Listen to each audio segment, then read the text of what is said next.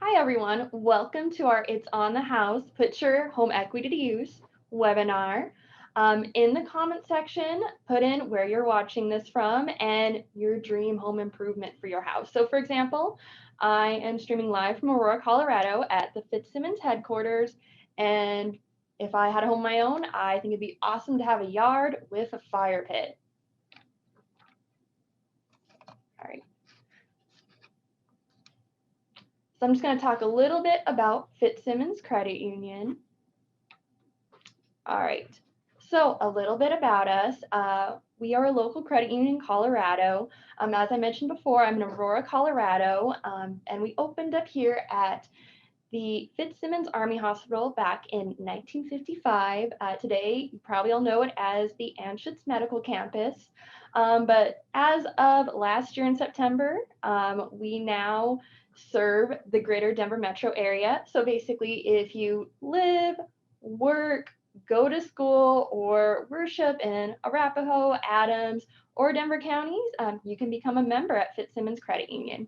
Now, for those who don't know what a credit union is, it is very similar to a bank, but the big difference is we are a not-for-profit, which basically means any profit we make at the end of the year goes back to our members in one form or another. That could be to keep our loan rates as low as possible, give you the best interest rates on our savings and checking accounts. And as you heard me say before, you are a member with us, which basically means you are part owner of the credit union versus you just being a customer at a bank. So what being a member means is you get to have a say on who our board of directors are, which are completely volunteer based. That's also why we are able to give you such, favorable interest rates and savings. So as I said before, we're very similar to a bank. We offer all the same exact products and services, and we also partake in some different programming that you might not see at a traditional bank. So some of the different things that we do is we do ITIN lending. We also offer some different loan programs. So one example is our Partners Instant Cash Loan, which is a payday alternative loan. Which has a much lower interest rate and much more favorable terms than what you can find at a payday lender. We just want to let people know that that service is available, and we want to keep people out of the debt cycle. We also offer a loan called the Dreamer Loan, which was originally created for those that were part of the DACA program, but you can also use that loan for any immigration or naturalization related fees. It is an interest fee loan, and it does have just a small $30 fee. We also have a great line of digital services, online, mobile banking. We just launched our video teller service to our ATMs just this past fall. So basically you can go up to those ATMs and speak to a teller just as if you were walking into a branch. Another cool thing about credit unions is that we are part of what's called the Shared Branch Network, which basically means you can go into almost any other credit union and do basic transactions just as if you're at your home credit union, and that is nationwide. So for example, let's say you're taking a trip to California, you can just walk into a credit union, make your loan payment or withdraw cash, and all those sorts of things.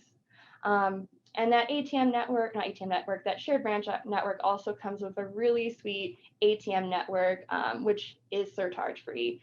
And that network is also part of a lot of 7-Eleven locations. So basically, if you are a member of a shared branch credit union, you basically avoid that pesky $2, $3 fee for, just taking out your own money. But without further ado, I want to introduce y'all to our MVP, which is also our Senior Vice President, Nina Myers, who will tell you all about leveraging your home equity. Hello, good evening. Can you hear me? Okay, so we're going to talk about how to maximize your home equity, what home equity even is, because I think that could also be a daunting topic and a calculation that you might not know how to do. So we'll go over that.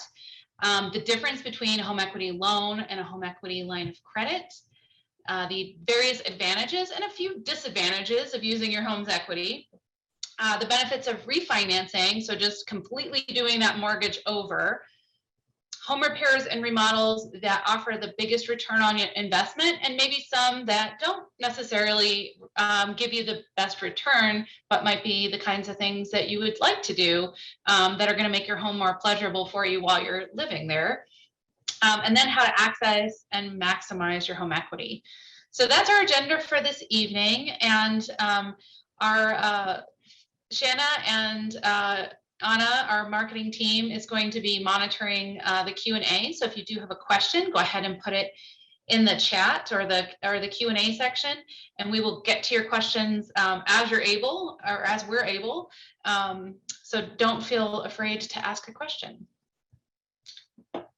And apparently there's a poll. Do you want to talk about the poll?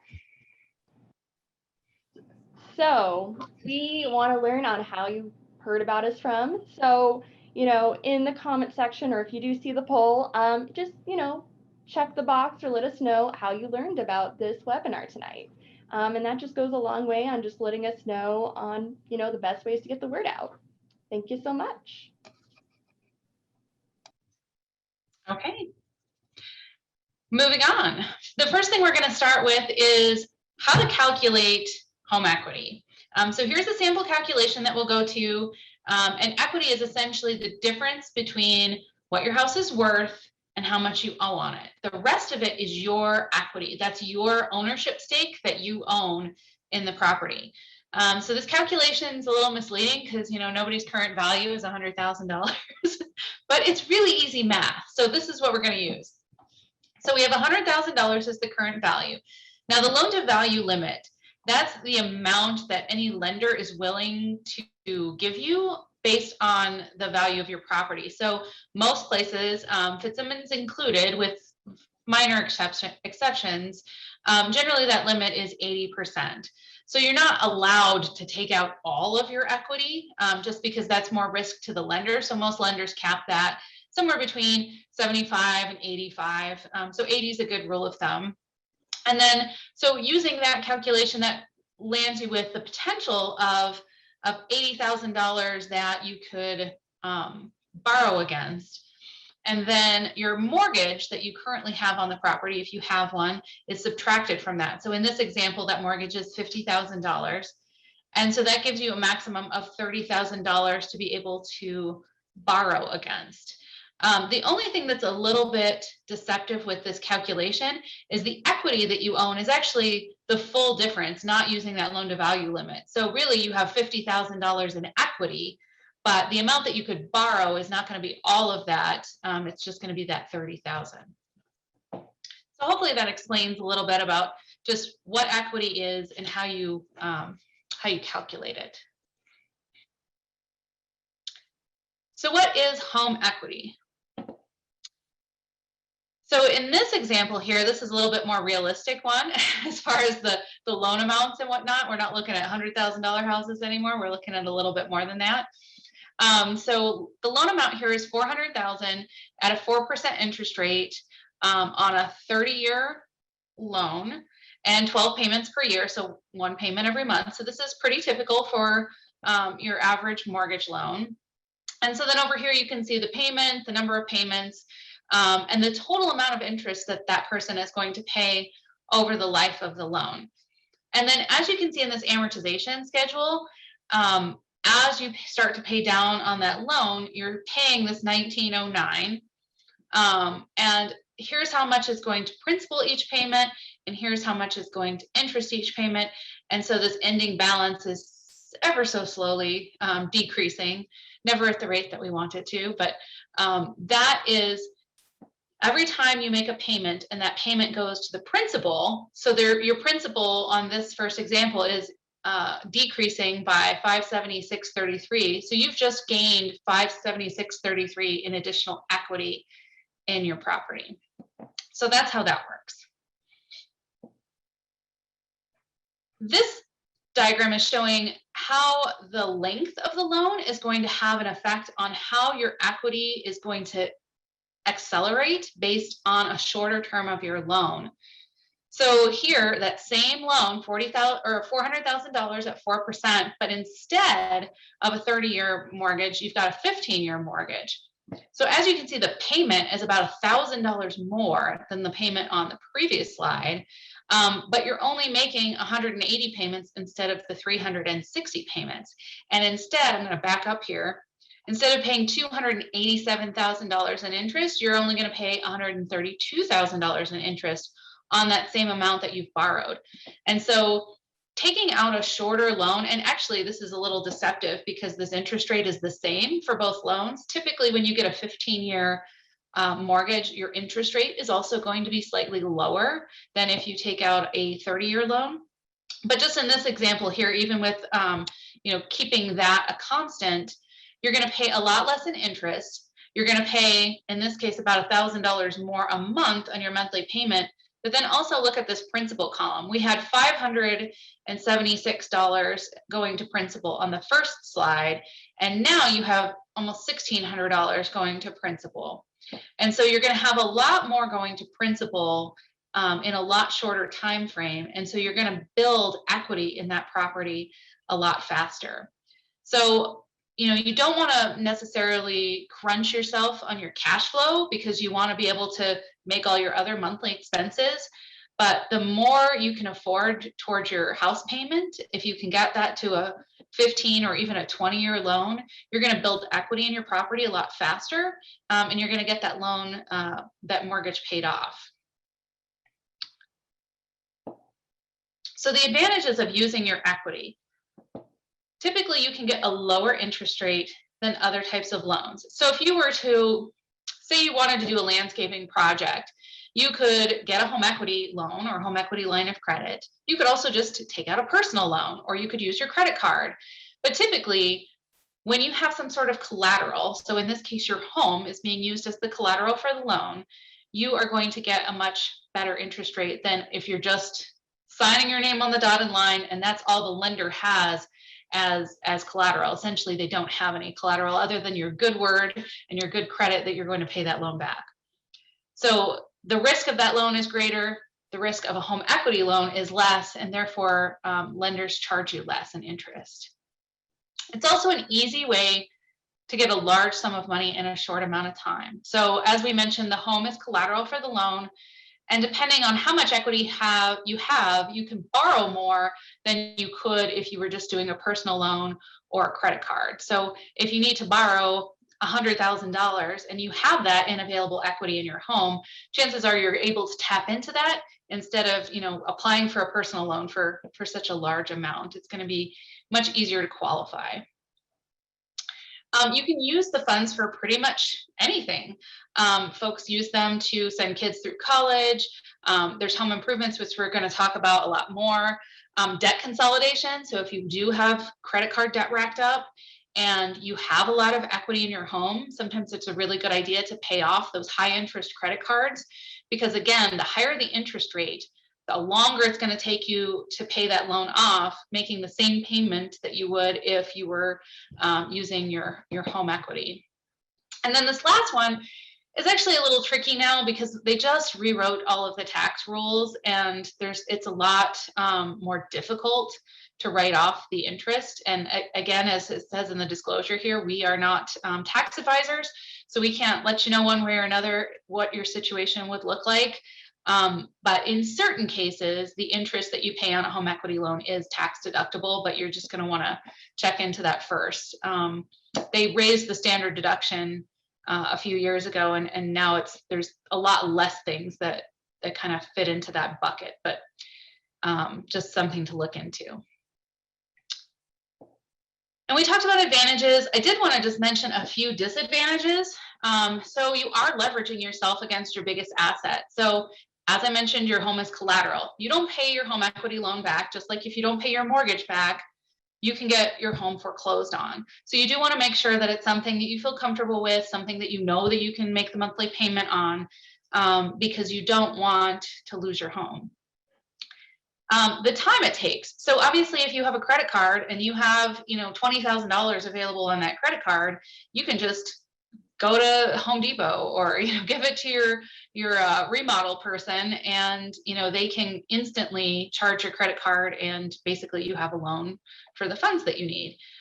Taking out a home equity loan is a little bit more time consuming.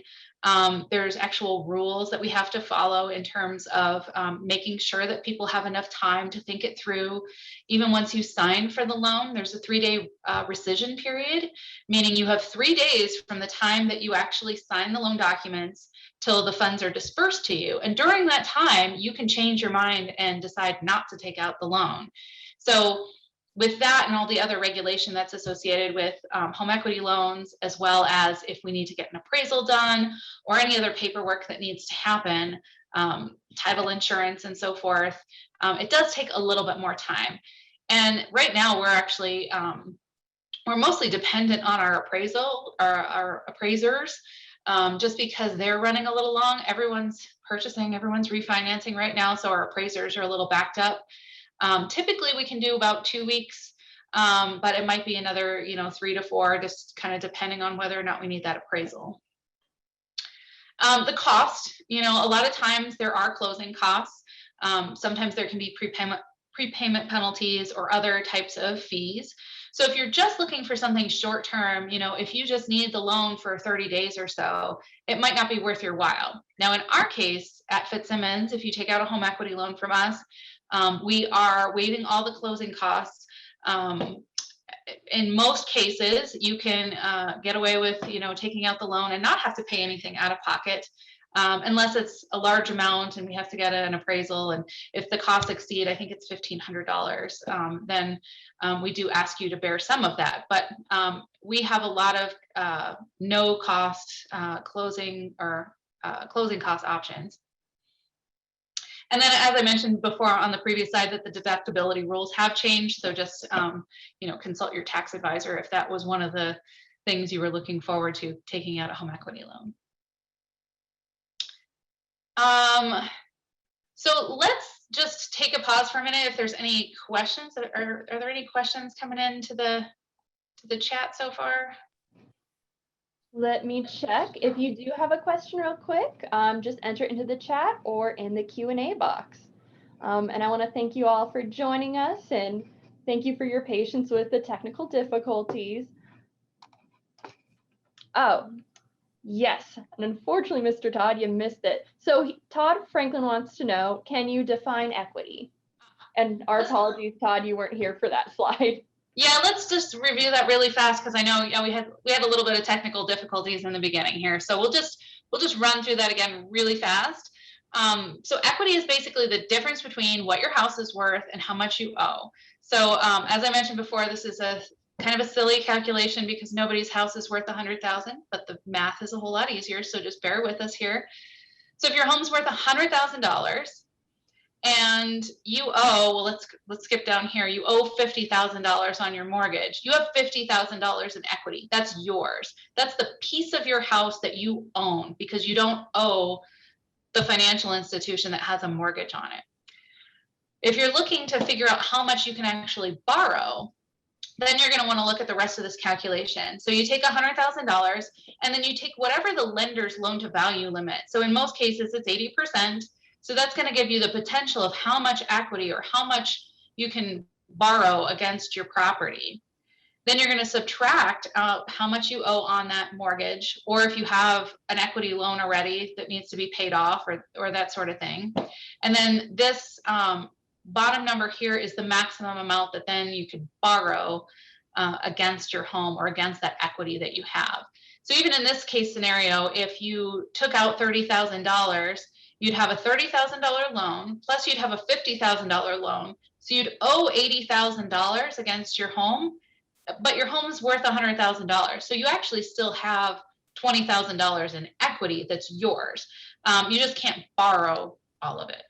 So hopefully that re-explained that piece of it.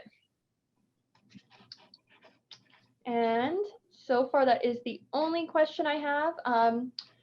For those that join in a bit later, I do want to let you know that this whole webinar is recorded, and you will receive an email within the next 2 days with a link to the whole recorded presentation. So you can look back at it at your leisure, or share with friends and family, and we'll also include other useful information along in that email as well.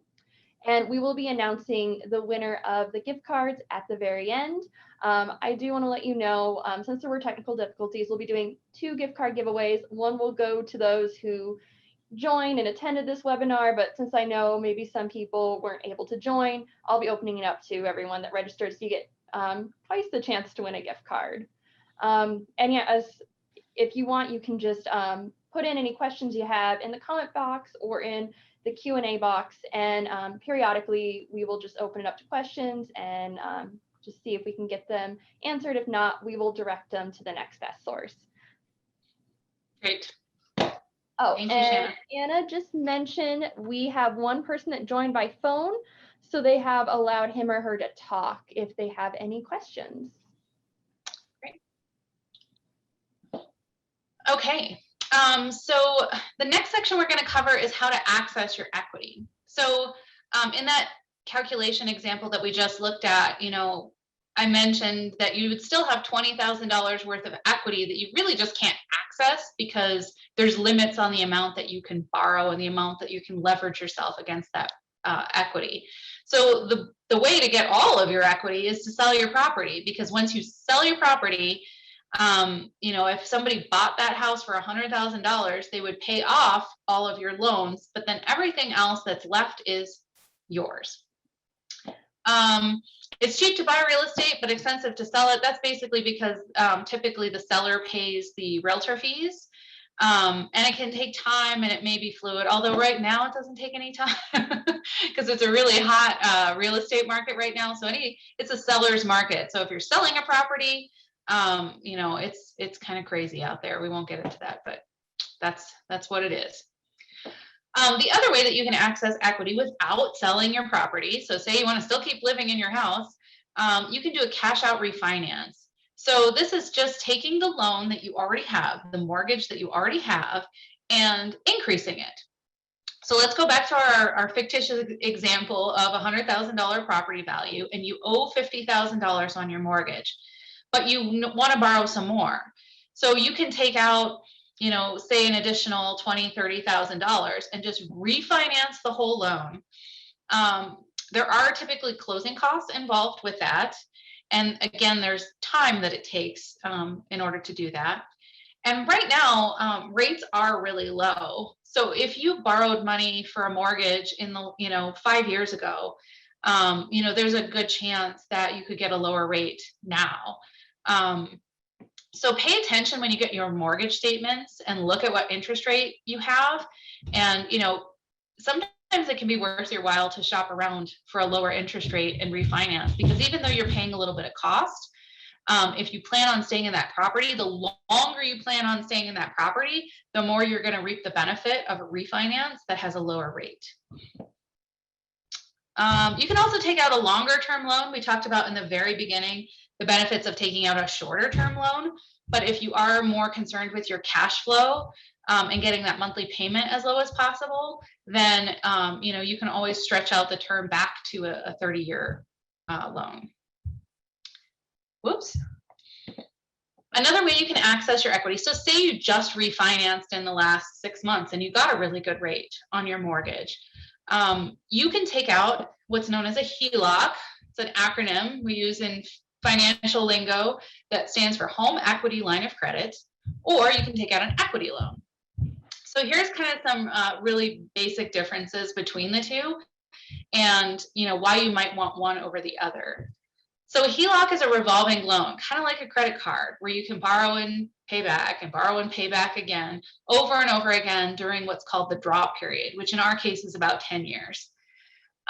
If you're not sure how much you're going to need, that's a really good option, because you could take out that maximum amount of equity, but then only use a fraction of that, and you're only going to pay interest on what you actually have used. And you can access those funds over time without having to pay interest on the full amount. Typically, a HELOC is a variable rate loan, and almost always it's linked to the prime rate. So you're going to take the Wall Street Journal prime, and then usually your lender will add, you know, 0.5% or 1% or some amount called a margin to that index, which is the Wall Street Journal prime rate. And that's how you're going to calculate what the total interest that you're going to pay on that loan. The home equity loan is similar in a lot of ways because you're still using that equity with the same type of calculation that we just talked about. But this one, you're taking out the whole amount. It's an installment loan, kind of like a car loan or a personal loan, where you just borrow a lump sum and then your interest rate is fixed. The monthly payment that you pay every month is the same. You can take out any term, typically up to 15 years. And then you're going to get all of that money right away. So if you say you need to put a roof on your house and you've already gotten a quote for it, you know how much you're going to need to borrow. You can just take out a home equity loan, borrow all that amount, pay your roofer, and then you're making that fixed monthly payment every month. Woo! My thing is so hot, it keeps wanting to skip around here. Okay, so the benefits of doing a refinance. So if you refinance your whole mortgage, you're going to end up with a lower monthly payment, especially if you're taking advantage of a lower interest rate or if you extend out your term. If you want to take out a shorter term, you're actually going to increase your monthly payment, or sometimes your monthly payment actually stays the same if you're lowering the rate but shortening the term. Sometimes it all kind of comes out in the wash and you end up paying about the same amount, but you're going to pay it off faster. You're going to stabilize your loan payments if you had an adjustable rate loan, which are not terribly popular right now, but they're still out there. You're going to pay off the mortgage faster if you refinance with a lower term, and then you're going to be able to, any cash out that you take, you can use for whatever purpose that you need. So just a little bit about the types of loans that we offer. So we offer both of those types that I talked about for equity loans, the home equity line of credit or the HELOC. And then our equity loan is just called the Easy Equity Loan. And then we do have a streamlined refinance mortgage product that, again, has little to no closing costs and is a really fast turnaround time. And we can go up to 20 years on that loan. And so what's nice about that is if you're just in the very end of your loan and you're thinking, oh, well, it doesn't make sense for me to refinance. I only have 10 years left on my mortgage anyway. Taking out another loan for a lower interest rate when there's no closing costs, there's really not a whole lot of risk in doing that. So that's always a good option. Oh, and we have some promotions going on. So here's our no closing cost promotion. Again, we're covering closing costs up to $1,500 on those rapid refi and easy equity loans. So you can always check out our website, Fitzsimons CU.com, for what current promotions we're having. We're also doing a home equity line of credit introductory rate, which these are pretty popular as far as promotions go. Ours is going to be 1.99 for 12 months. So that's a pretty good deal. And then as low as 3.5 for that regular interest rate. Okay, so we're talking a lot about rate. One of the things you want to pay attention to is, how are you going to get the best rate on your loan? So getting the best rate on your loan is to get yourself a good credit score. So if you're not familiar with credit score, it's a number that represents your credit worthiness to borrowers. And a lot of time to lenders, not to borrowers, you're the borrower. But a lot of times lenders determine your your interest rate on your credit score. So the higher your number, the better. And typically the range is 300 to 850. And most lenders use FICO, but a lot of them are switching to Vantage Score, which is actually what we use for most of our loans here at the credit union. It's really, FICO is just like Kleenex versus tissue. It's like a name brand of a credit score. But they're all credit scores nonetheless. Whoops. Okay, credit report. So on your credit report, it's all of the loans that you pay, how well you're paying them, how much your credit limits are, which you really want to keep however much you've borrowed, for example, on credit cards, far away from those limits. Try not to keep those cards maxed out because that'll actually decrease your score, even if you make your payments on time. And lots of people look at your credit report, lenders, insurance companies, landlords, even potential employers. So here's some good information on how to order your credit report. We actually have a whole seminar dedicated to this. So I'm going to go really fast through this here. So keep an eye on our events and our website if you want to get more in depth on how to increase your credit score, how to, determine, the best ways to look at your credit score. And then we also have a really cool tool for our members through something called Savvy Money that shows you what your credit score is and kind of where it compares to people in your zip code, and then it gives you a letter grade on how you're doing in the various aspects of how your credit score is calculated, and it gives you tips on how to make it better. So it's a really cool tool we have. You just log into online banking if you're a current Fitzsimons member, and it's completely free. It also emails you and alerts you if there's anybody that looks at your credit report. So it's a really good tool for monitoring yourself against fraud. And that's, something you're in the middle of purchasing a home. The last thing you want is, for there to be last minute fraud you have to deal with on your credit report that you have to clear up before you can, buy a house. So make sure you keep in tabs on your credit in terms of what's on your report as well as your score. Okay, I'll pause again to see if there's any questions.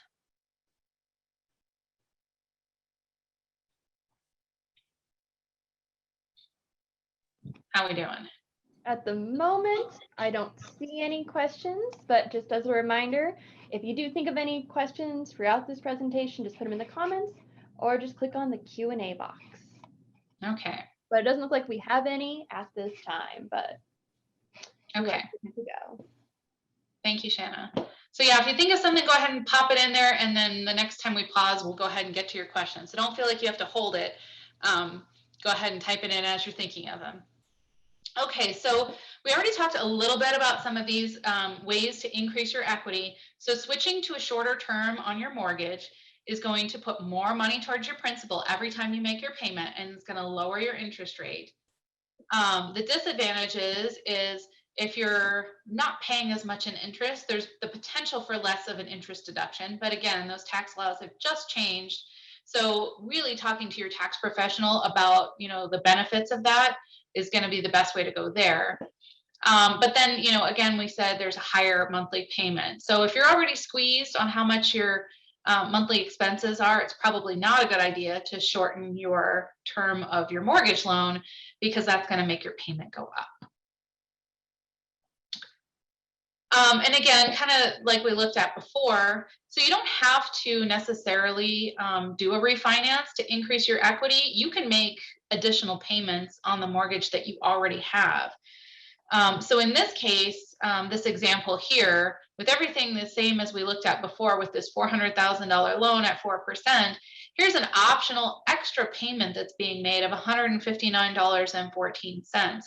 And basically, anytime that you're making an extra payment, all of that payment is going to go towards your principal. So that's going to make the loan decrease faster. So here, just paying an extra, not even quite $160 a month is going to knock, what is that, 39 months? Is that right? That's my math, right? No, yes. 49 months off your loan from 311 to 360. So from 360 to 311, you're going to knock that much off. You're going to make an extra $50,000 in payments over the life of the loan, and you're going to pay a whole lot less in interest. Okay, so another way you can increase your equity besides making additional payments towards your mortgage is to increase the value of your asset.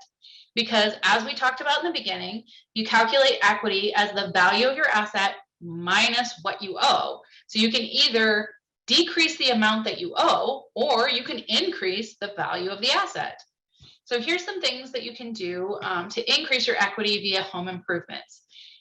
And it increases your value, and it can also just make your home more enjoyable while you're there, because as we've done the last year, we've spent a whole lot more time at home. So home has become more important. And then the disadvantage is that you're never going to get 100% return on the investment that you put in. And we're going to talk about that a little bit more in depth, and kind of how do you determine if that's, what your motivation is. So one of the things you can do is you can just improve your home for personal purposes, because it's not just about an investment. Your home is certainly an investment, and in most cases, it's your most valued asset. Um, but if you don't like living there, what's the point, right?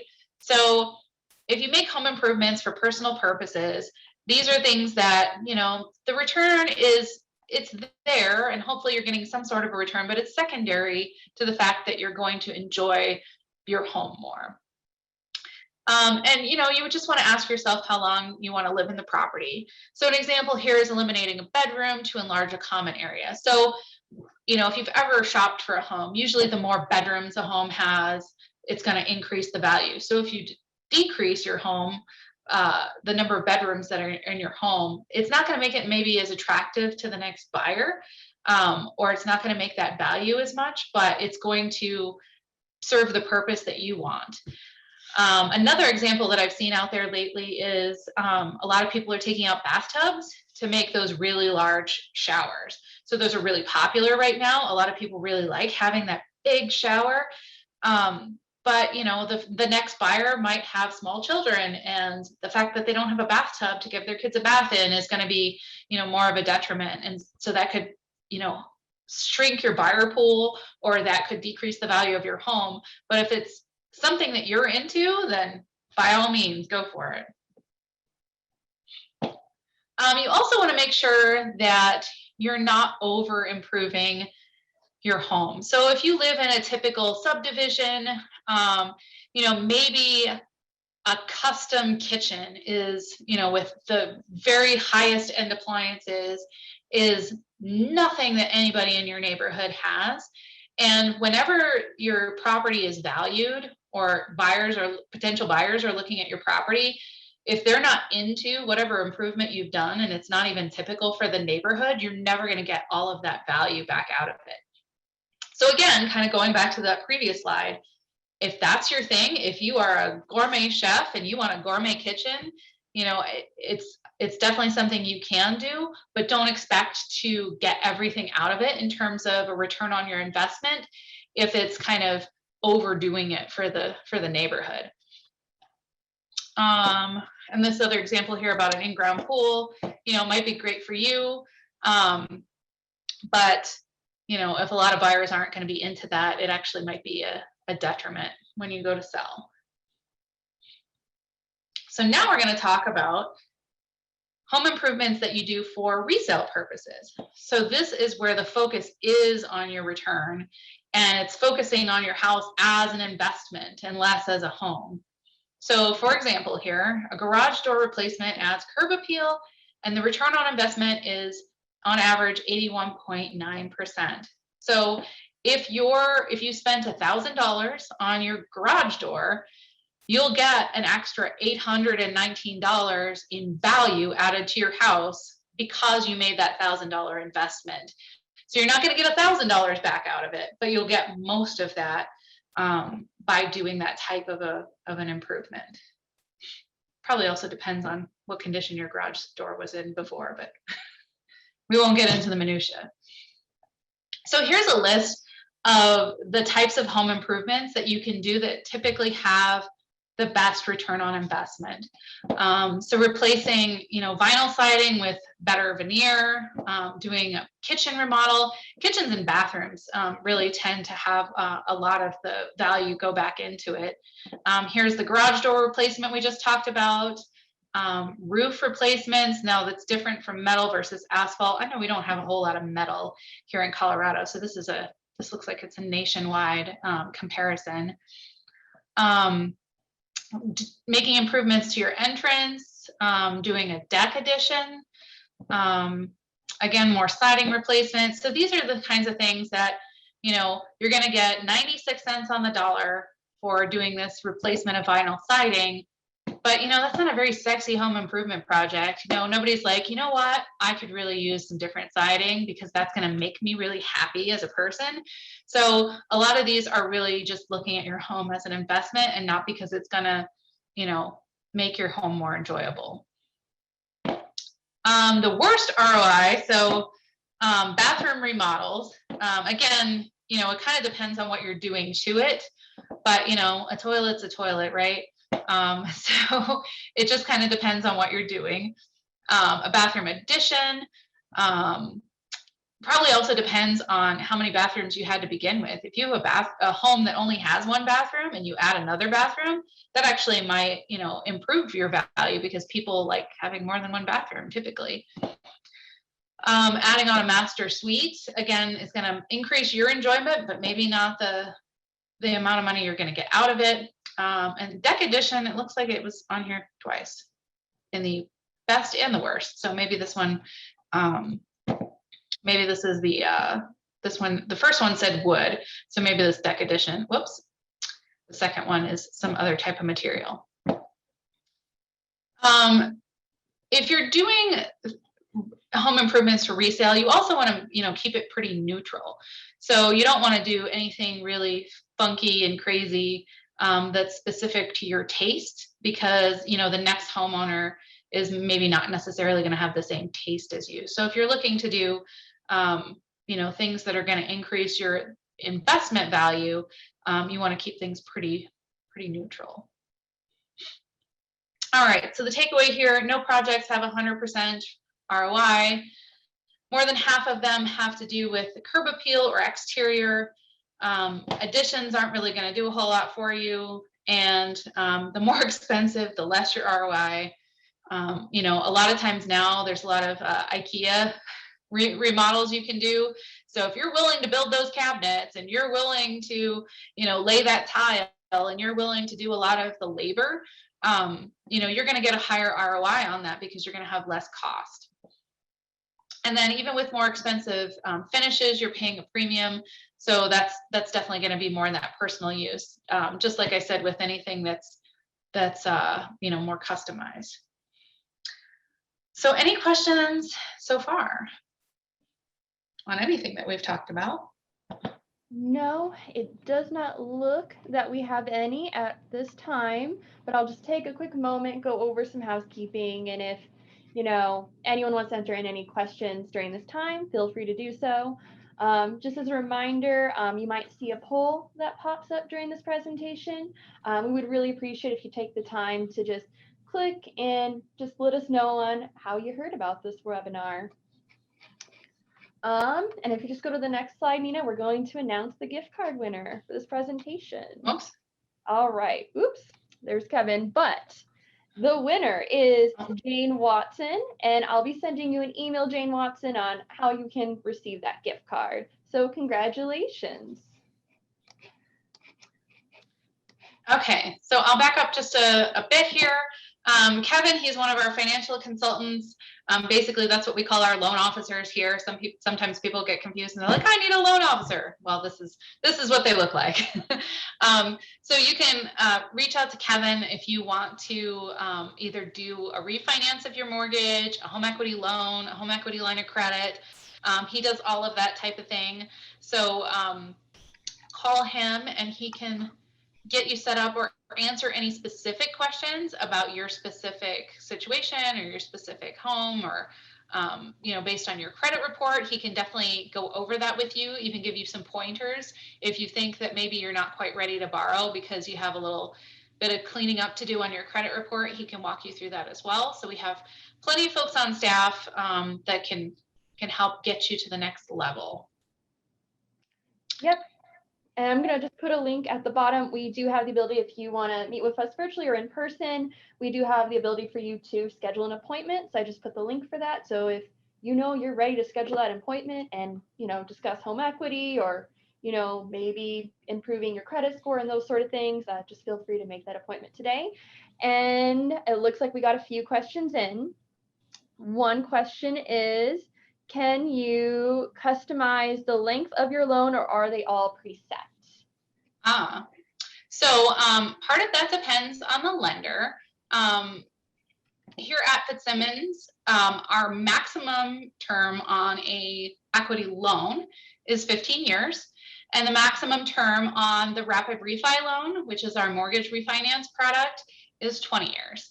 But if you want to do a 17.5-year mortgage refinance loan, or you want to do a 12-year equity loan, you can certainly do that. We base our pricing on if it's up to 5 and up to 10 and up to 15 years. So that's what your interest rate is going to be, is going to be determined based on the term that you choose. But you can certainly pick. I think there's some lenders I've heard on the radio that even talk about, oh, well, we have custom loan terms. And most financial institutions, I think, are willing to do that regardless. But that's definitely a good question to ask. Yep, it doesn't look like we have any others. We do have one person calling in. So person who's calling in, I'm just going to unmute you for a moment. If you do have any questions, feel free to ask them right here. And I just asked to unmute them. So if they want to unmute and ask a question, we'll hear from them. But so far, it doesn't look like we have any others. Okay, I know we got one submitted in advance, so I wanted to go ahead, and I don't know if that person is on the webinar, but we did get a question in advance, and I'll just go ahead and answer that. It's kind of long, so I had to bring it up here so that I have all of it's a multiple part question. So this person says, we are doing a multitude of upgrades to our home, kitchen, bath, floors. What I do not want to see is our property tax go up because of this. It's my understanding if none of the projects need a permit, in theory, it does not get recorded to the county. Therefore, the other typical inflation and comps in the area, our house should be under the radar, so to speak. We pay enough property taxes already. Also, do improvements need to be reported with the updates or left alone with our home insurance? Wow, quite a long, in-depth question. So this person's question, the assumptions that they're making are partially correct. So yes, if you don't need to pull permits for whatever home improvement project you're doing, then the tax assessor is not necessarily going to know. So something like building an addition on your home, you're going to obviously need a permit for that. They're going to recalculate your square footage. All of those things would go into your tax assessment. But if you rip out linoleum flooring and you put in, really high-end tile, that's just something you're going to do on the weekend, or you put in a backsplash on your kitchen, the tax assessor is not going to know that. So the way that that's going to eventually creep in is when other people in your neighborhood are doing these types of improvements and they're selling their homes, and those homes in your neighborhood start to sell for more and more because people are improving their homes, and just the general value of people's homes is increasing. That is what's eventually going to increase your tax assessed value. So the amount of taxes you pay depends on a couple of things. So it's going to be the value of the property itself, and then whatever your tax rate is, which is a lot of what you vote on during like municipal elections and things like that, about increasing tax rates, or the school board or this or that. And so it's going to take the value of your home, and then whatever your county and city and whatnot, your tax rate is in your location, and then those two things are going to determine how much you're paying in property taxes. But the assessor is typically quite a bit behind. So your neighbor sells their house for a lot more money than you bought yours for. It's not going to impact you right away, but over time, as the overall value of your neighborhood goes up, that is going to start to have an impact on you. So let's see. Oh, then the second part of the question was about, do improvements need to be reported with the updates or left alone with home insurance?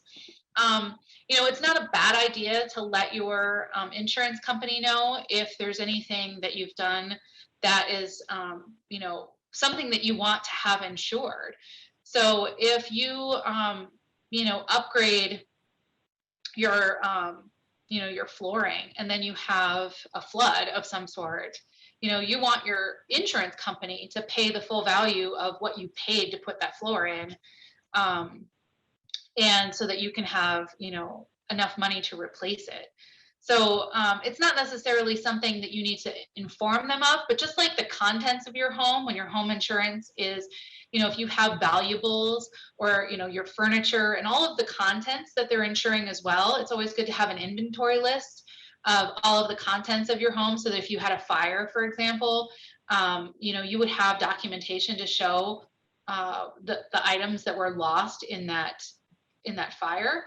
Kind of the same thing with home improvements. Just keep records, keep your receipts from when you purchased the items so that, if something were to happen, that you could go back to your insurance company and say, no, this is the type of product that we had installed, for flooring or for, what have you, so that if something happens, God forbid, some sort of disaster on your home, you have records to show how much you paid for that.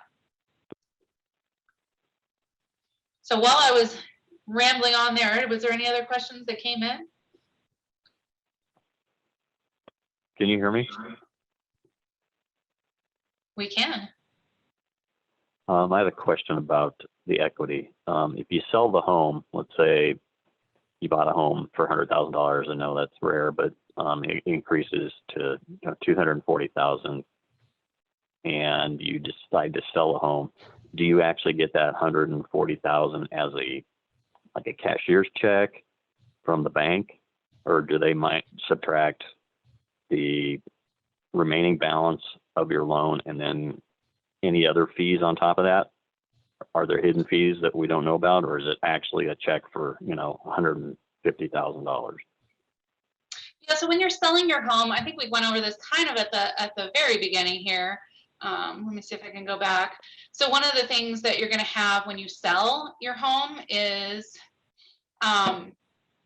it's cheaper to buy it than it is to sell it, because typically the seller is paying the realtor fees. And just to kind of, depending on the contract that's drawn up, the seller might be paying some part of the closing costs, or there might be repairs that you're expected to do after inspection or things like that. So any of those things would be deducted from your profit as well. But in general, if your home appreciates in value, that's increasing the amount of equity that you have. So yeah, if you started out with a $100,000 home and you've lived in that home for a long time and you've done improvements and you've just seen, just the natural appreciation of that investment, once you subtract out what you owe on your mortgage and any costs of selling that property, the rest of it is yours.